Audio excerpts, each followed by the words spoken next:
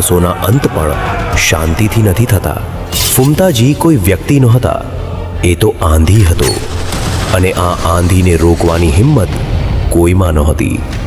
એ ચાલે તો ધરતી ધ્રુજે, એ બોલે તો લોકો થરથરી જાય.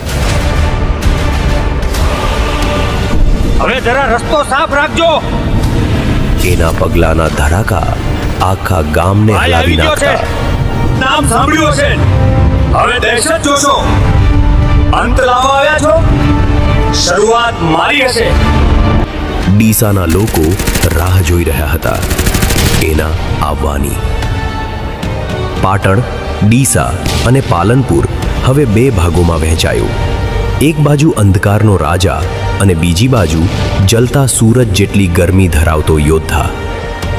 હું મિત્રતા માગતો નથી, શત્રુતા સહન કરતો નથી, અને જો કાયદો તોડીશ તો ફક્ત એટલા માટે, મારો પાટણ, ડીસા, પાલનપુર બચાવવા. હું તને તારા ઘમંડને જમીન પર પટકીને દૂધ પીતા બાળકની જેમ રડાવી દઈશ.